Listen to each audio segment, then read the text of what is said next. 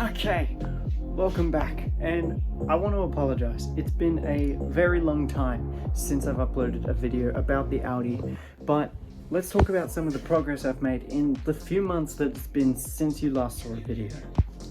When I took it to a shop local to me to do the wheel alignment, there was no problem doing the alignment, and everything is now back where it should be.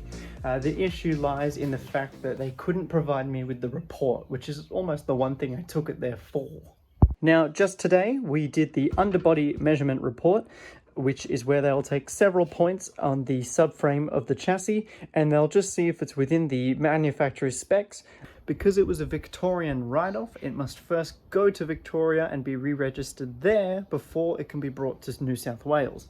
So it means I have to get it trucked from my driveway to Melbourne, a suburb called Fawkner, and perform both a VIV inspection as well as a vehicle safety report, I believe, or inspection. I would love to drive it there, but I can't get a permit, neither from New South Wales or from Victoria.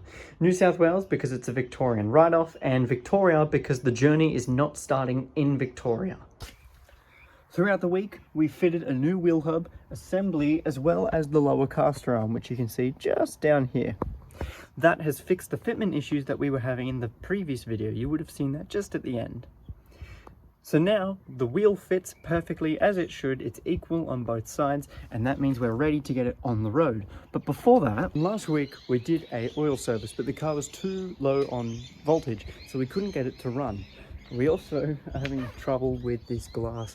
Whenever you open the door, it'll go down, and when you close it, it should go up. But because of the lack of a battery, or at least enough voltage, it's just not functioning as it should. In this case, the glass is too high, so it won't even shut. So we've gone and picked up a new 12-volt battery from Battery World. We're now going to connect my car to the Audi, and that way we can act as a generator to then get the boot open because it's electrically controlled.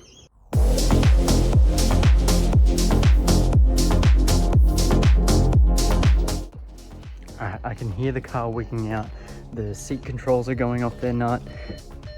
The fuel pump is trying to create pressure. The window's spazzing out. It seems to have stopped now. But the point of doing that is hopefully we can now... Damn, it might be because it's technically locked. Maybe. There we go. And now we have access to our battery, which usually belongs under the spare wheel.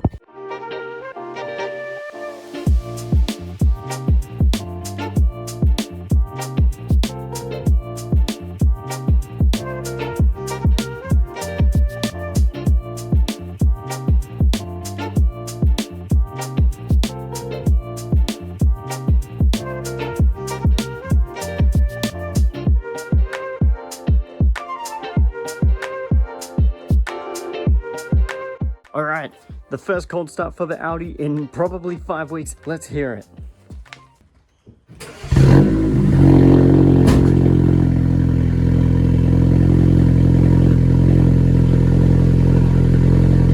All right, and it started straight up. It's stupidly loud. I forgot that this thing had such a loud exhaust, but the force of the engine starting slammed down the bonnet.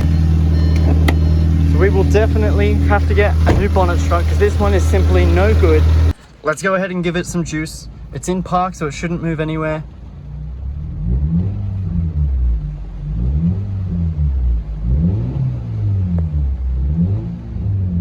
So now we're going to fix the panel alignment, and once the panel alignment, because as you can see here, it's pretty bad. It's too close to the bumper just here, and it's also got to come upwards toward the rear, and I believe that is because I put one bolt on the inside when it's meant to come through the driver's door. So we've got a bit of panel work to do, and then we will fix the suspension issue. Who y'all to test me? Big fish and take a group of y'all to catch me. I draw quicker when it start getting sketchy. A bunch of them think they hard, just edgy. I put my heart in this, it's heavy, but my palms ain't sweaty. My feet stand steady, it's ugly, but I'm sharp like Freddy. This ain't a dream. They put on the mask in front of the mask. I know it's steam. There we go.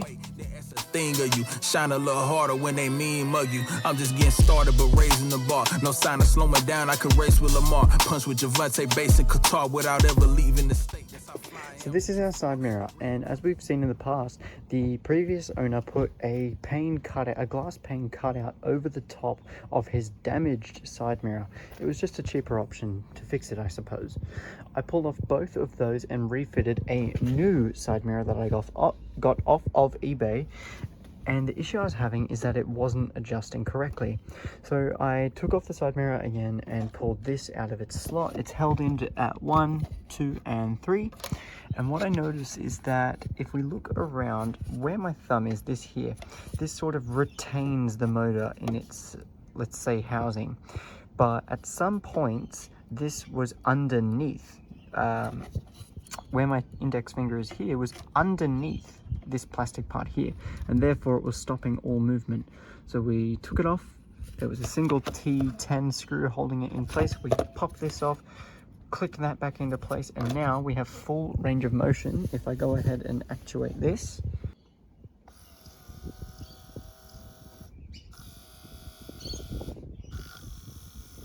beautiful. Start that gremlin, Mr. Slimothy. Think they really trim till they trembling and they okay. It ain't been said till I said it. I got some phone on Reddit. Rap said poems placed over cold cut beats for the lettuce. No better time than the present. Living it, loving it, let it. Can't say they prayed on my downfall, but I bet you they bet it. Showed up the cancer collection. Bless all my work with progression. Bless your little heart, you aggressive. I see no harm in no weapon. I left some prints one stepping. The kind I hope they ain't catching it. Yeah, there we are. Real easy. Okay, so now that this is out of the car, I can properly show you what has been the issue this whole time. So if we were looking at the wheel hub, this here is where the castor arm would go. A metal steel sleeve is meant to go into this alloy wheel hub. From factory, these are hydraulic pressed in. So me trying to get this in with just a hammer has not been very successful. What I've just tried is to put this in my freezer. So that would therefore mean this gets a little smaller in diameter, but I'm still having a lot of trouble with getting this pressed all the way in. It gets maybe 1/4 of the way and just stops. I'm gonna have to take the wheel hub to work, use the hydraulic press at work, and hopefully that'll be enough to get this in.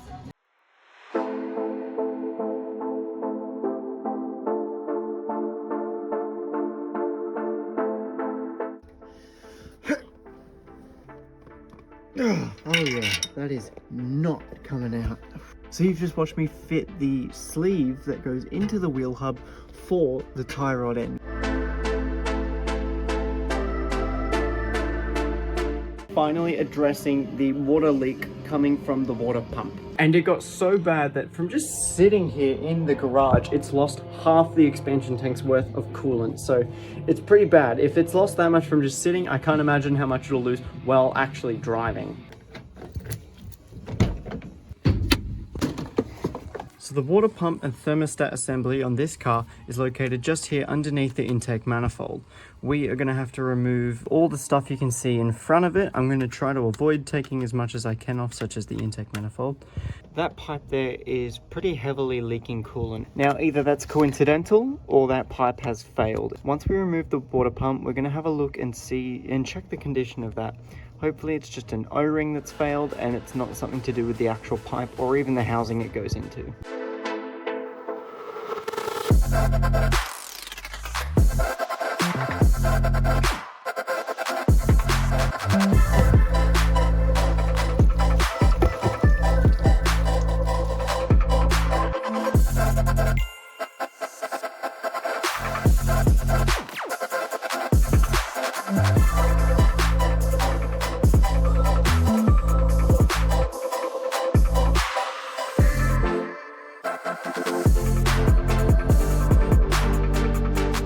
This here is the water pump assembly. The old water pump has been superseded by this full aluminium one, the old having a plastic thermostat housing. Now the issue I'm having is there is a union pipe that goes between this oil cooler and the water pump. Now if you notice, the O-rings on these are looking more like a square ring, and they're not meant to, so that means these are worn and require replacing on both sides. But in addition to these two O-rings on the union pipe, there's also one pipe for the cooling system that is pretty well looking the exact same.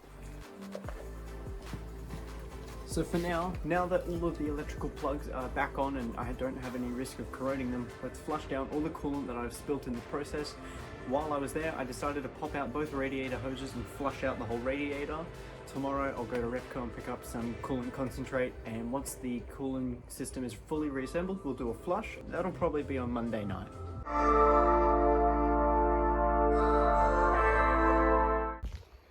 We have just successfully bled the cooling system, all with the help of Mum on the accelerator.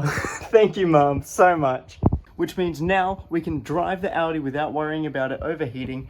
This is a very long awaited moment. We are about to drive my Audi A5 that I bought from a wreckers for $3,000 for the very first time in complete condition.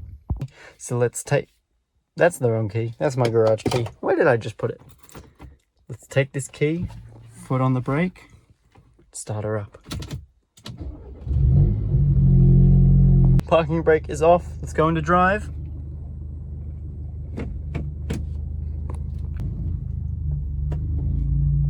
Oh, here we go. I don't want to record me driving on public roads, so I'm going to cut it here and I'll be back with you when I'm in the driveway again.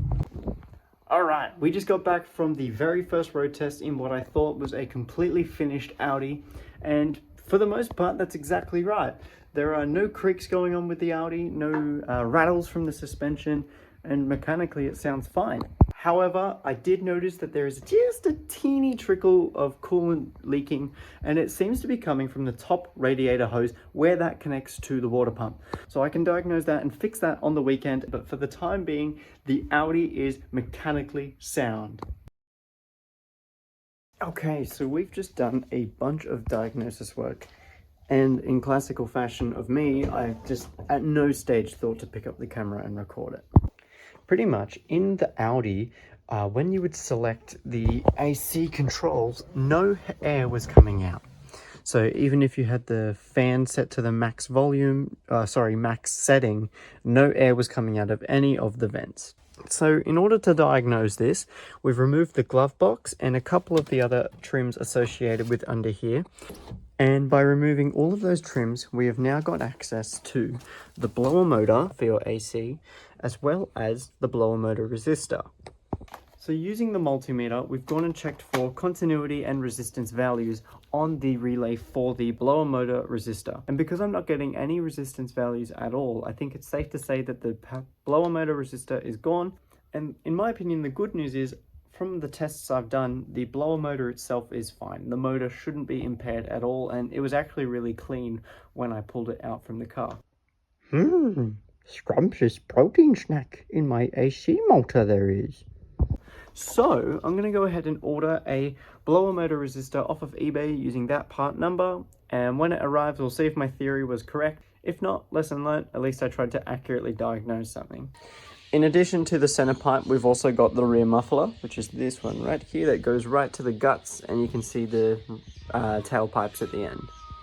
My old exhaust was one straight piece. They've taken away the exhaust clamp, so welded it as one piece right through to the downpipe, but they've also deleted the rear and center muffler, which you can see 1 and 2 right here. That's why my exhaust was really loud, because it's got no mufflers. It's got one tiny one, but that's probably more of a resonator than it is a muffler.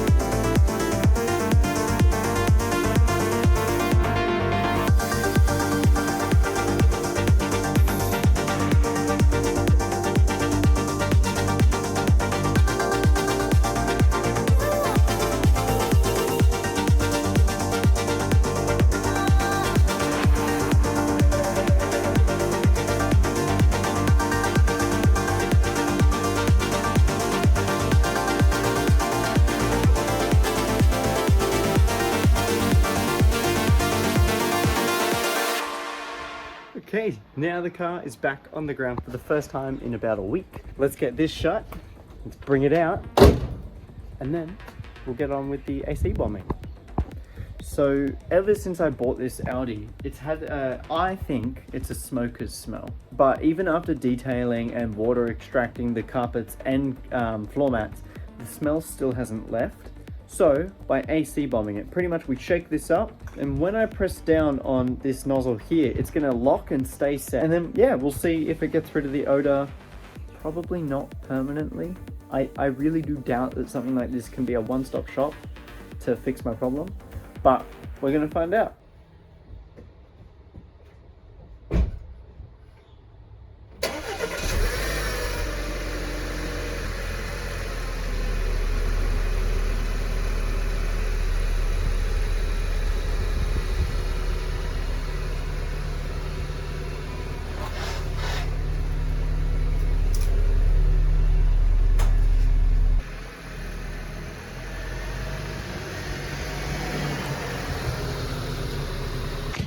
Okay, so start stop is off, and I need to make sure I've got it on recirculation. We will do all three, and fan speed at max. AC on. Yeah, perfect. Let's just shake this up real good. So pressing down, and we're getting out. Welcome to the end of the video, everyone. Thank you so much for watching up until this point, if you've made it this far. It has been about 4 months since I uploaded a video about the Audi, and there's been two main things that have been stopping our progress. As we saw earlier in this video was the metal sleeve that goes into the wheel hub for the castor and the tie rod end. After talking to my co-workers about it, they gave me the solution of using a bolt and a nut with both having a free spinning washer on each side, and that effectively acts as a hydraulic press, just a mechanical one instead of a hydraulic one. The other thing holding us back is the actual reports to get the inspection done. So I live in New South Wales. I brought this vehicle over from Victoria to conduct all the repairs. I now need to take it back to Victoria. There are three main reports that you need to bring with you when you're getting the inspections done. Number one is a wheel alignment report, which I didn't record an update video, but at the start of the video I mentioned I didn't have that. I do now. Number two is an underbody measurement report, which, like I said, is just a few bolts for the subframe that they measure and make sure it's within the correct spec. The number three is an airbag report, an SRS airbag report. And trouble is, Vic Roads specify it must be done by the dealership. The problem is, I've called every single Audi dealership in Victoria, and none of them offer the SRS airbag report service because they did not renew their license. So I called the inspection center. They told me to call Vic Roads. Vic Roads told me to call VIV Info, and ever since I've been not getting responded to by email. I've sent about 3 emails now, and I've been left on red. No, not left on red, sorry. Just ghosted on the last 2. The response I got from the first one was, hi Nathan, thanks for reaching out. Blah, blah, blah. Bottom line is you need to find a dealership that will conduct the report. It's like, I'm reaching out to you because no dealership will do the report. So I'll be trying again to call them tomorrow. It's too late today to try. But unfortunately, this seems to be an issue across the entire state, not just Audi dealerships. It's a company-wide license. It's not just a dealer-specific license. So as a result, very few brands are able to be re-registered currently because no dealership is renewing their license. So if you're in a similar position to me where you're trying to re-register a vehicle in your state, but you are being held back by effectively legal roadblocks, I need you to make contact with the body who control these laws and complain. The advice I received from the people that conduct the inspections is the more people that complain, the more likely it is that we will get this actioned upon. But I'm not letting that stop me. This vehicle is basically ready to go. So amongst all of the leaks and mechanical failures that we fixed in this video, the only real thing to go is this airbag report, the SRS airbag report. Also, when we conducted the AC bomb, which I had triggered right here, it worked for probably 1 day, and then after sitting in the garage idle for like 2 days, the scent has gone and the smoker's smell is already coming back through. So that's a bit of a shame. Thank you very much for watching this video. I hope you learned something, and otherwise, take care. See you in the next one.